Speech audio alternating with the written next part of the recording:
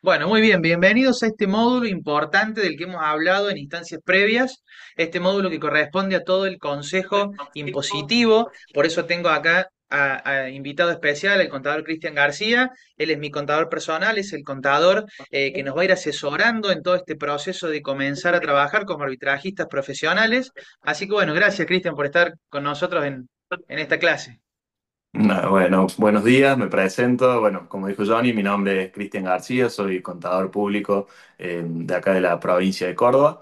Y bueno, como siempre, agradecido por el espacio y bueno, espero que lo que veamos hoy los pueda ayudar a poder ver y tener un marco general de lo que es el aspecto impositivo y contable de lo que es la actividad del arbitraje financiero. Bien, bueno, perfecto. Vamos a arrancar. Les traje una presentación de Power para que veamos un poco, como les comenté recién, el marco impositivo contable de esta actividad y también cómo nos vamos a gestionar, cómo nos vamos a manejar ante las entidades fiscales y financieras, es decir, los bancos y las billeteras virtuales. Vamos a comenzar primero que nada con el aspecto impositivo, el marco impositivo. Como bien sabrán y probablemente lo hayan escuchado, el impuesto principal que afecta a esta actividad es el impuesto cedular a nivel nacional, el impuesto que agrava a la ganancia por la compra y venta de criptomonedas. Este impuesto está legislado, yo ahí les dejé en el artículo 98 de la Ley de Impuesto a las Ganancias. Es un impuesto anual, es decir, las ganancias que yo tenga desde el 1 de enero, por ejemplo, del 2025 al 31 de diciembre del 2025, las voy a estar pagando, voy a estar tributando recién a mediados del año siguiente, es decir, en junio de 2026. Ahora, a mediados de este año, vamos a tener lo que es la presentación de las declaraciones juradas y de las ganancias de todos los que han estado realizando arbitraje durante el año 2024. Este impuesto básicamente grava el 15% y se tributa, digamos, el 15% de las ganancias que ustedes tengan durante todo el año. Tiene una deducción especial. Básicamente esto que significa es un primer rango de ganancia sobre la cual ustedes no van a tributar. Para el año 2024, este rango fue de 1.090.000 pesos casi, es decir, el primer millón de ganancias no pagaba impuesto cedular y recién cuando excedemos ese monto, ahí sí empezamos a pagar el 15% sobre el excedente. Para el año 2025 ahora, este rango, esta deducción especial es de 3.900.000. Se actualiza todos los años por un índice que básicamente sigue a lo que es la inflación. Bueno, después, algunas de las ventajas que tiene este marco impositivo que tiene esta actividad, si la comparamos con lo que sería una actividad comercial, una actividad más tradicional, es que las otras actividades tributan bajo lo que es el régimen general de ganancias. El régimen general de ganancias lo que provoca una vez que uno ya esté inscrito después del primer año es que uno tributa el impuesto y después tiene que ir pagando anticipos cada ciertos meses en concepto del impuesto que va a pagar al año siguiente, ¿sí? Es una forma en que Arca se puede ir adelantando impuestos y esta situación no la tenemos presente en el impuesto cedular. En el impuesto cedular no tenemos que pagar ningún tipo de anticipo, sino que a mediados de cada año pagamos el impuesto que corresponde a las ganancias del año anterior y hasta el otro año nos olvidamos de este impuesto. No tenemos que pagar en ningún otro momento, ¿sí? Otra de las ventajas en un país con las características inflacionarias que tiene como el nuestro, que hoy en día ya son menores quizás que hace unos años, pero no dejamos de tener esta inflación mensual, lo bueno es que el impuesto queda congelado en pesos. Es decir, yo gané 5 millones en el año 2024, descontamos, haciendo números generales, descontamos el millón de pesos que no tribute impuesto, pagamos un 15% por los 4 millones restantes, que serían más o menos 600.000 pesos, y esos 600.000 pesos quedan congelados. Los voy a pagar a mediados de año en pesos. Por más que tengamos devaluación, inflación, eso no se actualiza. Por lo tanto, eso también es una ventaja. Y por otro lado, también Arca siempre habilita planes de pago para abonar este impuesto, es decir, en el momento en que nos corresponde abonarlos a mediados de año, se habilitan planes de pago que permiten a veces dos, tres y hasta seis cuotas con una pequeña tasa de interés, pero que bueno, nos permite así diferir más el pago todavía. Por lo tanto, esta es otra ventaja que tiene este marco impositivo que tiene esta actividad. Otro impuesto que, si bien no aplica de forma directa a la actividad, pero que es importante tenerlo presente, es el impuesto a los bienes personales. También es un impuesto nacional y es un impuesto que afecta al patrimonio de las personas. Básicamente lo que hace ARCA en este impuesto es tomar una foto de nuestro patrimonio al 31 de diciembre de cada año. Arca ya hace unos años ha dejado bien establecido y ha aclarado que si bien no está mencionado de forma específica en la ley el alcance a las criptomonedas como por este impuesto, en la doctrina queda esclarecido que sí corresponde tributar este impuesto por las tenencias que tengamos de criptomonedas. Actualmente el mínimo no imponible, es decir, el monto que tenemos que tener de patrimonio, actualmente es bastante alto. Para el año 2024 es casi de 300 millones. Ahí yo les dejé el monto en la diapositiva, 292 millones. Y básicamente este patrimonio, ¿qué tengo que contemplar para ver si llego a este mínimo o no? Todos los bienes que tengo a mi nombre, cuentas bancarias, automotores o cualquier otro vehículo registrable, los inmuebles, salvo el primer inmueble que es mi vivienda. Ese inmueble tiene un mínimo aparte que hoy en día está cerca de los 1.000 millones de pesos, así que eso no lo tenemos que contemplar, pero tenemos que contemplar todo nuestro patrimonio, excepto esa primer casa. Si con todo ese patrimonio nosotros, incluido nuestra tenencia en criptomonedas, porque si estamos realizando arbitraje vamos a tener criptomonedas en nuestro patrimonio, si con todo ese patrimonio superamos los 292 millones, en el caso de fines del año pasado, me corresponde tributar por el excedente este impuesto que es un porcentaje del patrimonio que excede este mínimo.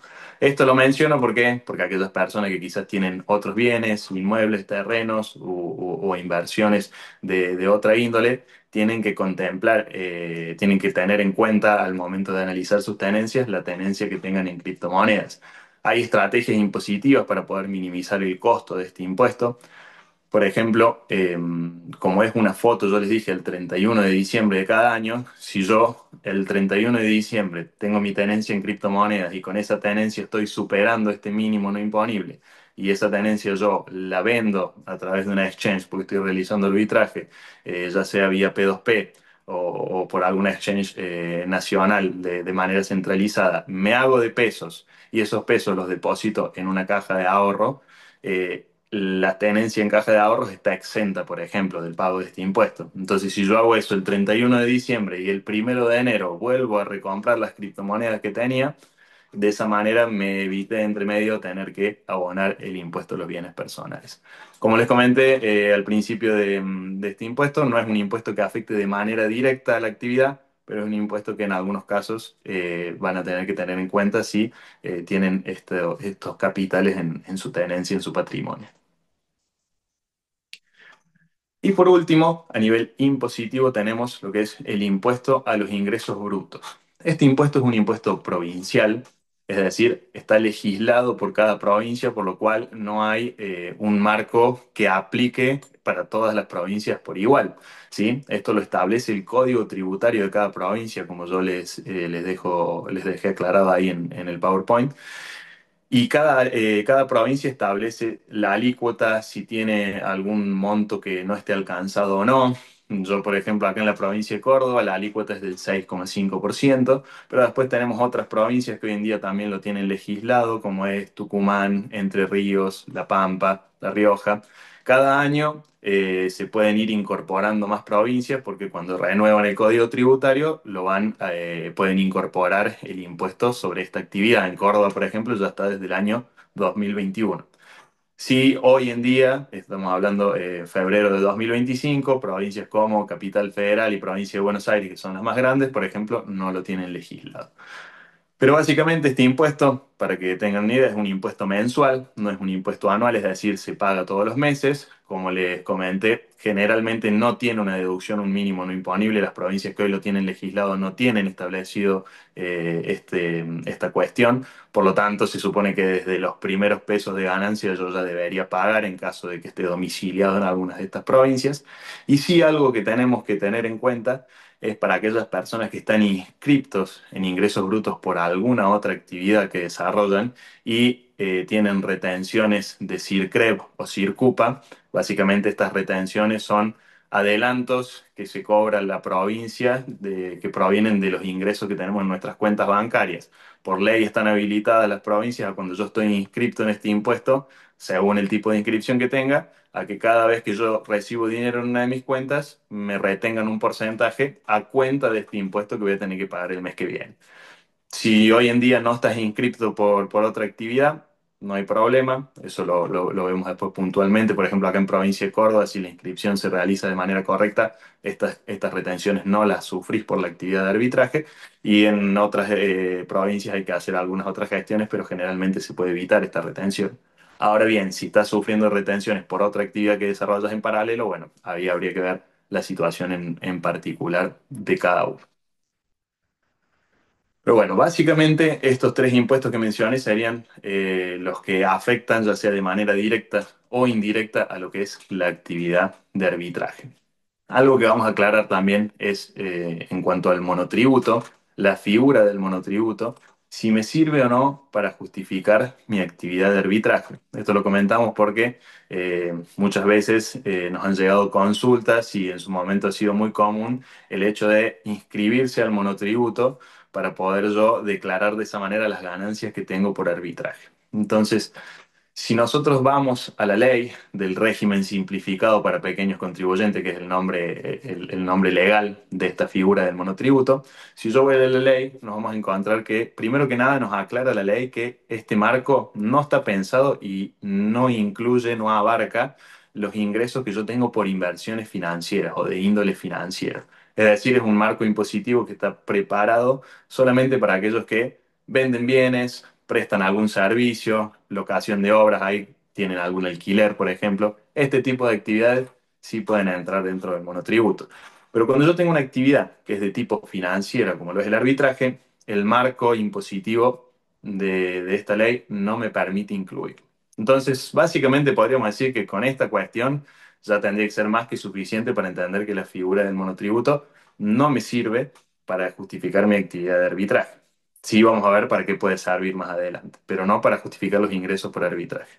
Por otro lado, también hay una cuestión que el nivel, en términos prácticos, tampoco es viable porque no puedo facturar la ganancia que yo tenga mes a mes. Por ejemplo, si yo durante el mes de febrero gané 1 millón de pesos en concepto de arbitraje, yo lo gané por distintas operaciones de compra y venta que he ido realizando. Entonces yo no le puedo hacer una factura a una persona determinada porque yo no es que le cobre esa ganancia a alguien, sino que la fui ganando yo por operaciones que he realizado. Eh, Sería similar a que si yo compré alguna acción y después cuando la vendo gané dinero, le hiciera una factura al mercado por haber tenido esa ganancia. No, no aplica, ¿sí? Y por otro lado, tampoco puedo facturar el total de las ventas que yo haga cada vez que realizo una venta de criptomonedas. Si yo estoy facturando el total de esa venta, los parámetros del monotributo no me van a quedar muy cortos, porque justamente en esta actividad lo que hacemos es usar el mismo capital que tenemos para dar muchas veces las vueltas con el mismo capital. Entonces, si yo tengo un capital de $1.000, rápidamente puedo terminar vendiendo $50.000 porque vendí 50 veces el mismo capital. Y en ese caso yo tendría que facturar los $50.000 y de esa manera los parámetros del monotributo me van a quedar cortos muy rápido. Entonces, básicamente, el monotributo no me sirve a mí para justificar el arbitraje. ¿Para qué sí me puede servir el monotributo? Y con esto pasamos al próximo tema, para justificar el origen de los fondos que yo tengo al momento de comenzar a arbitrar. Una cuestión muy importante que tenemos que siempre tener en cuenta y que no es una cuestión menor es justificar el capital con el que yo empiezo a arbitrar, ¿sí? Muchas veces pasa que hay personas que quizás no prestan atención a este aspecto comienzan a arbitrar, trabajan varios meses y después, cuando los bancos o los exchanges les piden documentación, no tienen forma de demostrar el dinero inicial con el que empezaron. Y eso hace que después toda la actividad que hayan desarrollado desde el inicio hasta ese momento no pueda ser justificada y probablemente termine haciendo que o el banco les cierre la cuenta o los exchanges no les incrementen los límites. Entonces es importante tener presente esta cuestión. Básicamente, ¿qué es un origen de fondos? Es un documento que me permite a mí validar el dinero con el que empiezo a arbitrar. Un ejemplo sí puede ser, si yo soy monotributista por otra actividad, tengo una peluquería, yo como contador, por ejemplo, o tenés algún local y estás inscrito en monotributo, bien, la facturación que realizo como monotributista, no la simple inscripción en el monotributo. Si yo estoy inscrito en el monotributo pero no facturo, no tengo ningún origen de fondos válido, yo tengo que facturar. Esa facturación es un origen de fondos válido. Otro origen de fondos también puede ser un recibo de sueldo en relación de dependencia. Si soy responsable inscripto, la facturación también junto a las declaraciones juradas de IVA y ganancias, el boleto de compra-venta de un vehículo, una resolución judicial por el cobro de un juicio, de una indemnización, si cobré un seguro, por ejemplo, de algún vehículo. Yo ahí le dejé varias otras alternativas, una escritura de venta de algún inmueble, los honorarios o dividendos que cobro como presidente o socio gerente en una sociedad, alguna beca de estudio. También tenemos casos en el estudio donde con becas estudiantiles se ha justificado el origen de los fondos, o un contrato de donación o contrato de mutuo. Esta lista que yo les presento no es una lista taxativa, es decir, no es que si no estás en alguna de estas opciones que mencionamos directamente no podés justificar, sino que he traído los casos más populares o los casos que hemos tenido con mayor recurrencia en el estudio. Pero siempre lo que se hace es analizar la documentación y ver si nos serviría para poder justificar ese capital inicial con el que empezamos a arbitrar. Cristian, me ocurre que no tengo ninguno de los documentos que me mencionaste. Trabajo en negro, tengo unos ahorros que fui guardando pero no los tengo justificados. ¿Cómo puedo hacer yo para empezar a arbitrar con esos fondos? Bueno, en el caso de que no tengas justificados tus ingresos, lo primero que tenés que tener en cuenta es que vamos a tener que documentar estos ahorros que tenés, este capital inicial, y esa documentación la vamos a tener que hacer con un respaldo bancario, ¿sí? Si mis ingresos no están declarados, lo que puedo hacer es armar un contrato de mutuo o un contrato de donación, es decir, donde una persona me preste ese dinero, o un documento donde diga que tal persona me prestó ese dinero o me donó ese dinero, y sí que ese contrato tenga respaldo bancario. Vuelvo a insistir en esto. Es decir, si Pepe me presta dinero a mí, me presta 10 millones para arbitrar, tiene que haber una transferencia de una cuenta de Pepe a una cuenta que esté a mi nombre, ¿sí? Esto es importante porque si no tenemos ese respaldo bancario, en los bancos puede ser que nos acepten la documentación y no tengamos problema, pero los exchanges en su mayoría para incrementar límites no lo van a aceptar, ¿sí? Esto ocurrió porque en sus inicios en esta actividad, ya por el 2020, muchas personas que no tenían cómo justificar los ingresos lo que hacían era un contrato de mutuo diciendo que le habían prestado un año atrás dinero en efectivo, es decir, algo que no era rastreable. Al poco tiempo, los bancos y los exchanges se dieron cuenta que era una estrategia para justificar capital no declarado y empezaron a exigir que tenga respaldo bancario. Por eso es muy importante. Y otra opción, si no, es inscribirme a un monotributo y facturar. Si yo, por ejemplo, trabajo en negro, no estoy declarado, lo que puedo hacer es inscribirme en un monotributo y todos los meses facturar lo que yo cobro por ese trabajo que tengo. Y de esa manera voy justificando el capital que yo tengo, ¿sí? Em, ¿Cuáles son los pros y contras de cada una de estas dos opciones? La primera opción que les mencioné, si ustedes tienen un capital grande y quieren comenzar a arbitrar de una, la mejor, con todo ese capital, probablemente la mejor opción sea la primera. Ahora bien, si me va a decir, che, Cristian, yo no tengo mucho capital, pero todos los meses mi idea es ir agregando e incorporando más capital, ahí probablemente lo que les convenga va a ser la segunda opción del monotributo, porque si no tendrían que estar haciendo un contrato de donación cada vez que quieran agregar dinero, ¿sí? Pero bueno. Esto es sobre todo para aquellos que no tienen cómo justificar ese capital inicial con el que van a empezar a arbitrar. Respecto al registro operativo, acá no me voy a detener mucho porque Johnny ya seguramente les ha explicado, les va a explicar más adelante, pero es importante para poder tener toda la cuestión impositiva y el aspecto impositivo ordenado, llevar un registro operativo correcto, donde tengamos básicamente los datos de la fecha de las operaciones, los bancos que utilizamos, el exchange que utilizamos, la criptomoneda que hemos comprado y el monto en pesos y el monto y el valor de criptomoneda que hemos comprado en esa operación. Yo ahí tengo dos columnas, una que dice quit y número de orden. Estas dos columnas no son exigidas hoy en día por ningún banco y ninguna exchange. El único exchange que exige estos datos es Tienda Cripto. Fuera de eso, ningún otro exchange lo exige. Pero sí recomiendo que algunos de estos dos datos los anotemos con regularidad, más que nada para poder identificar con mayor agilidad las operaciones que realizamos, ¿sí? De la misma forma, en el lado de las ventas, tener anotado los mismos datos. Si operamos a veces con una exchange central, quizás el quit y el número de orden ahí como les dejé en este caso son todas operaciones con Filewin. No es necesario porque es muy fácil, nos vamos al reporte de este exchange y tenemos esa documentación. Pero sí, cuando operamos vía P2P, es importante tener algún dato adicional anotado más allá de que no nos lo exijan, ¿sí? Entonces, básicamente, la documentación que tenemos que tener de respaldo para poder tener ordenada nuestra actividad es este Excel de operaciones que les mencioné y este Excel a su vez va a estar respaldado por los resúmenes bancarios y los reportes de los exchanges que utilicemos, ¿sí? Es importante que nos hagamos la costumbre y el hábito de descargar estos documentos. Mi recomendación es que mínimamente una vez al mes, cada vez que yo cierro un mes, entre cada uno de los bancos, billeteras virtuales y exchange que utilicé y pida los reportes y los guarde en una carpeta, ¿sí? Porque esto va a ser la base, la documentación que me va a permitir el día de mañana a mí defender y demostrar por qué declaré lo que gané y por qué pagué el impuesto que yo dije que voy a pagar. En Argentina, el marco impositivo, es decir, los impuestos son autodeterminativos. ¿Eso qué significa? Nosotros declaramos nuestros propios impuestos y nosotros le decimos a Arca, che, a mí me corresponde pagar esto. Lo que puede ocurrir es que Arca, muchos años después, si yo estoy inscripto, Arca tiene hasta 7 años más adelante para venir y decirme, Cristian, explícame y mostrame por qué decís que te correspondió pagar esto. Entonces, si nosotros no tenemos toda esta documentación de respaldo, va a ser muy difícil que podamos demostrar esto ante el ente fiscal.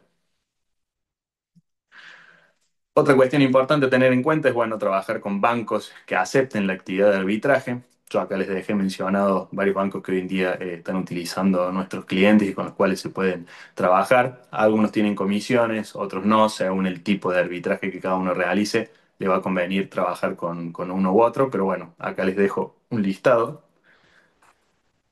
Y por último, vamos a lo que es la certificación de ingresos. Este documento, vamos a explicar qué es. Básicamente es un documento que está firmado por un contador público que tiene la oblea del Consejo Profesional de Ciencias Económicas, que es el organismo que reúne a todos los contadores en cada provincia. Y en este documento se van a detallar una por una cada las operaciones de compra y venta que ha realizado la persona y la ganancia que ha obtenido por esa actividad. También se va a declarar el capital inicial, de dónde proviene ese capital inicial, qué documentación tiene para justificarlo y el capital que posee actualmente disponible para arbitrar, ¿sí? Toda esa información va toda colocada en este documento y nos sirve para presentar en dos situaciones. Ante los bancos o billeteras virtuales, cuando nos piden que justifiquemos el movimiento de dinero. Esta actividad, como dijimos antes, al nosotros dar muchas vueltas con el mismo capital, tiene un gran volumen de movimiento bancario, lo que va a provocar que tarde o temprano los bancos nos piden que demostremos por qué estamos moviendo ese dinero. Y este documento es el que les va a permitir demostrar y justificar esos movimientos. Y también les va a permitir ante los exchanges poder incrementar los límites. En aquellos exchanges que obviamente entienden la actividad de arbitraje y incrementan límites para esta actividad. Hay exchanges que lo hacen y otros exchanges que no por una cuestión de decisión propia, ¿sí? ¿Estas certificaciones tienen alguna periodicidad? ¿Las tengo que realizar cada tanto tiempo? No. A diferencia de los impuestos, las certificaciones se realizan a demanda, es decir, cuando un banco me lo pide o cuando yo quiero presentar ante alguna exchange. Pero si no me lo solicita nadie, no tengo la obligación de hacerlo. Sí, generalmente las entidades piden que el documento no tenga más de 90 días de antigüedad. Entonces, un periodo, si dijéramos, che, yo quiero siempre tener una certificación activa, podría ser hacer una certificación cada 3 meses para siempre tener como una documentación que sea válida para presentar en el momento. Pero vuelvo a insistir, no hay una periodicidad obligatoria bajo la cual yo tenga que emitir estos documentos. Acá, bueno, esta parte son algunos ejemplos de límites incrementados en distintas plataformas con la presentación de estas certificaciones de ingreso, lo que es Filewin, Bitso, la OTC de Ripio, Telepagos, ahí es una de las billeteras que les mencioné. También, bueno, acá esto es Mercado Pago. Bueno, son distintos ejemplos para que ustedes vean que con la documentación presentada de forma correcta, ustedes pueden trabajar de manera tranquila y desarrollar esta actividad sin ningún problema con estas billeteras, bancos y exchange. Por último, acá, bueno, les dejé un ejemplo de lo que se conoce como una fiscalización por parte de AFIP en ese momento, porque es de hace unos años, lo que vendría a ser Arca de hoy en día, donde tuvimos un cliente que en su momento operó durante varios meses, como les comenté antes, no llevaba un registro ordenado de esta situación y le llegó una fiscalización por parte de AFIP. Básicamente, ¿qué es esto? Le llegó un documento donde le decía usted tiene que explicar por qué movió todo este dinero y pagar el impuesto que corresponde a esta actividad. Esta persona había movido mucho dinero, pero en realidad no había superado esa deducción especial que tenía en aquel año, por lo tanto no le correspondía pagar impuestos. Pero bueno, como el volumen era muy grande, obviamente tuvimos que armar toda la documentación para explicar esto a AFIP. Fue una inspección que llevó mucho tiempo, pero finalmente la pudimos cerrar y esta persona no pagó ni un solo peso de impuesto a AFIP porque no le correspondía, ¿sí? Esto, más que nada, para demostrarles que si nosotros llevamos la documentación ordenada y tenemos forma de demostrar esta actividad, nos tenemos que quedar tranquilos que ante ARCA o ante quien sea el organismo fiscal de ese momento, no vamos a tener problema porque nosotros podemos justificar los movimientos que hemos realizado. Así que bueno, esto básicamente ha sido un pequeño resumen de lo que es bueno, el marco impositivo y cómo nos tenemos que manejar con los bancos, las billeteras y los exchanges, que básicamente van a ser las plataformas con las que más comunicación y contacto vamos a tener si nos dedicamos a esta actividad. Bien, excelente, Cristian, como siempre, muchísimas gracias. Aclarar por ahí al final del video, lógicamente estamos grabando esta clase con Cristian, como lo mencioné en algún momento del video, 25 de febrero del 2025. Por lo tanto, si ves este video de acá a un par de meses, puede haber cambiado algo, por eso es tu responsabilidad asesorarte correctamente, ver si ha cambiado algún aspecto impositivo. Acá nosotros presentamos la base. Dejamos justamente, como estamos viendo ahora en pantalla, el contacto de Cristian, su celular, su mail, sus redes sociales, para que lo busquen, lo sigan, le pregunten. Y lo segundo que quiero aclarar es que, lógicamente, todos los ejemplos que hemos puesto y este marco impositivo corresponden principalmente a Argentina. Si quizás estás viendo este video y sos de otro país, algún país limítrofe y demás, bueno, busca algún asesoramiento. De última te podés contactar con Cristian para que él más o menos te oriente en las cuestiones generales y puedas buscar algún contador propio de tu país. Y también aclarar esto, que algunos de los ejemplos o de las cuestiones que hemos mencionado aplican a algunas provincias en particular. Cristian lo aclaró, simplemente lo repito, pero se va modificando esto, ¿no? Algunos ejemplos son para Córdoba, creo que mencionó La Rioja, si no me equivoco, Tucumán, Sí. pero bueno, de acá a un par de meses algunas otras provincias pueden incluirse en este régimen, entonces actualizarse. ¿M? Gracias por participar de esta clase, espero que traiga claridad y que de alguna manera sirva para desarrollarse y comenzar sin cometer errores que el día de mañana puedan perjudicarte o ponerte trabas, sobre todo con billeteras y bancos, a la hora de poder operar y mover el capital. Cristian, muchísimas gracias nuevamente. Perfecto. Bueno, muchas gracias a vos, Johnny. Y bueno, cualquier consulta quedamos a disposición. Gracias.